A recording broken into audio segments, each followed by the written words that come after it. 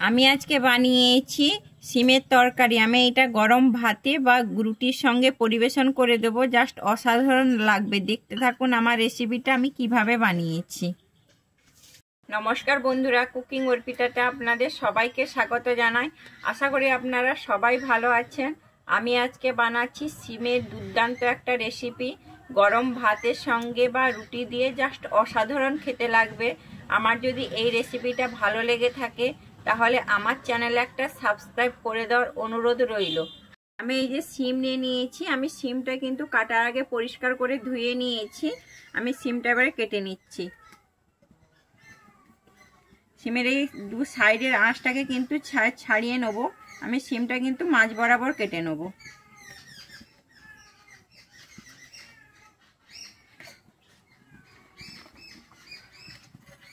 আমি এইভাবে সমস্ত সিমগুলোকে কিন্তু কেটে নিচ্ছি।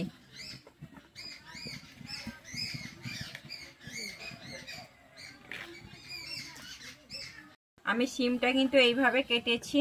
আমি এই সিমের রেসিপিটার জন্য আমি এখানে মশলা নিয়েছি। এখানে নিয়েছি আমি রসুন কুচি, আদা কুচি, একটা টমেটো কুচি, আর নিয়েছি 3টে কাঁচা লঙ্কা কুচি, একটা পেঁয়াজ কুচি, আর নিয়েছি আমি কালো জিরে 1 চামচ, চিনি 1 চামচ, আর নিয়েছি আমি ধনে গুঁড়ো 1 চামচ, জিরে গুঁড়ো 1 চামচ, আর নিয়েছি লঙ্কা গুঁড়ো 1 চামচ, আর আমি নিয়েছি দই। আমি এখানে 2 চামচ দই নিয়েছি। আমি এই দইয়ের মধ্যে দিয়ে দিচ্ছি 1 চামচ কর্নফ্লাওয়ার দিয়ে আমি দইটাকে ভালোভাবে মিশিয়ে নিচ্ছি কর্নফ্লাওয়ারটা।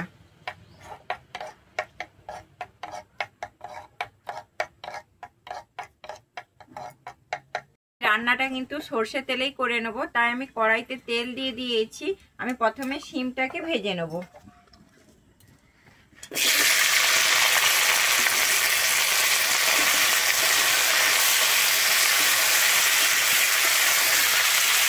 আমি শিমের মধ্যে দিয়ে দিচ্ছি পরিমাণ মতো লবণ, আর দিচ্ছি হলুদ।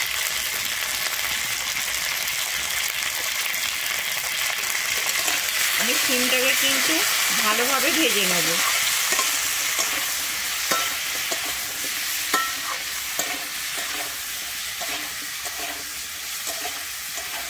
আমার শিমটা কিন্তু ভাজা হয়ে গেছে। আমি শিমটাকে তুলে নিচ্ছি।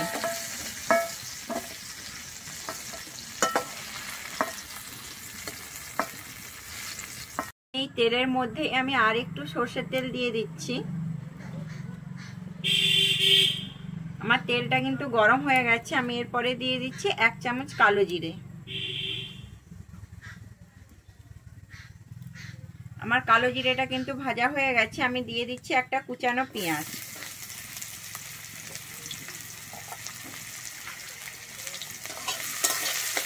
আমি কুচানো পেঁয়াজটা দিয়ে কিন্তু ভালোভাবে ভেজে নেব।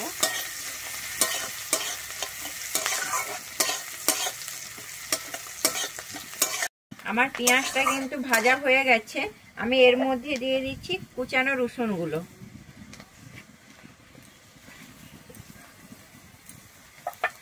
আর দিচ্ছি কুচানো আদাটা। আমি আদা রসুনটা দিয়ে কিন্তু ভালোভাবে আবারও ভেজে নেব।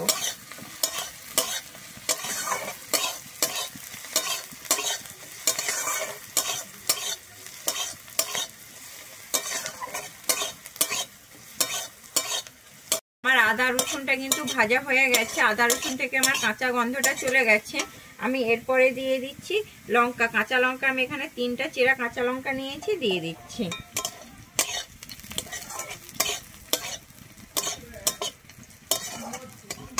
আমি তারপরে দিয়ে দিচ্ছি এখানে একটা কুচানো টমেটো।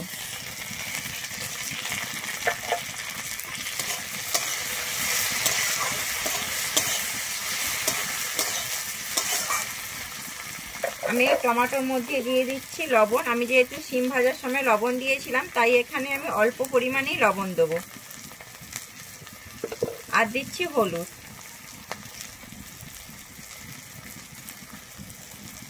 দিয়ে আমি টমেটোটাকে ভালোভাবে ভেজে নেব।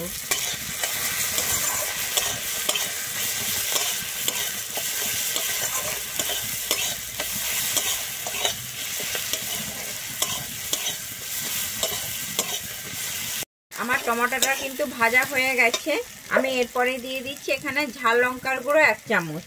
আমি যেহেতু কাঁচা লঙ্কা নিয়েছিলাম তাই জন্য আমি ঝালটা আমি অল্পই দিচ্ছি।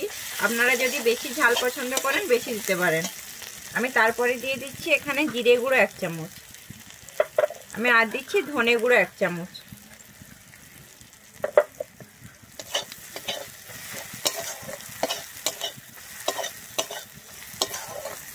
আমার এই মশলাটা কষানো হয়ে গেছে। আমি এরপরে দিচ্ছি আমি টক দইটা আর কর্নফ্লাওয়ারটা।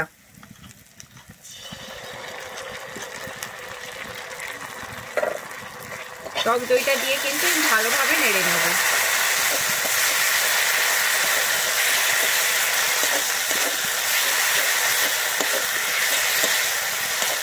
আমি টক দইটা কিন্তু দিয়ে খুব ভালোভাবে নেড়ে নিয়েছি। এরপরে আমি দিচ্ছি এখানে চিনি।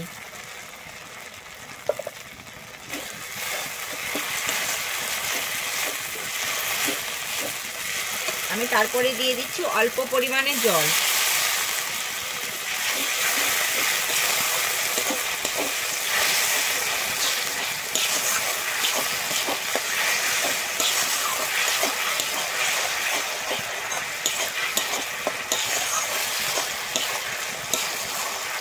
মশলাটা কিন্তু খুব ভালোভাবে কষানো হয়ে গেছে। আমি যে জলটা দিয়েছিলাম জলটা শুকিয়ে গেছে আর আমার তেল ছেড়ে দিয়েছে মশলা থেকে। এরপরে আমি দিয়ে দিচ্ছি ভেজে রাখা শিমগুলো। ভেজে রাখা শিমটা কিন্তু দিয়ে ভালোভাবে মশলার সঙ্গে মিশিয়ে নিচ্ছি।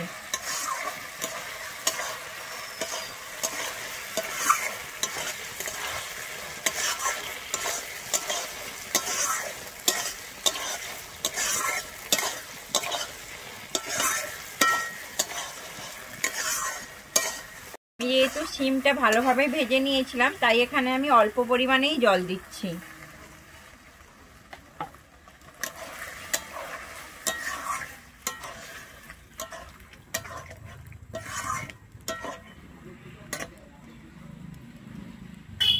আমি এবারে ঢেকে দিচ্ছি 5 মিনিটের জন্য। আর 5 মিনিট হয়ে গেছে। আমি ঢাকনাটা খুলে দেখছি। আমার তরকারিটা কিন্তু আমি যে জলটা দিয়েছিলাম শুকিয়ে গেছে, খুব সুন্দর মাখো মাখো হয়ে গেছে। আমি এবারে নামিয়ে নিচ্ছি। আমার রেডি হয়ে গেছে শিমের তরকারি। আমার যদি এই রেসিপিটা আপনাদের ভালো লেগে থাকে তাহলে আমার চ্যানেলে লাইক, শেয়ার, কমেন্ট ও সাবস্ক্রাইব করে দেওয়ার অনুরোধ রইল।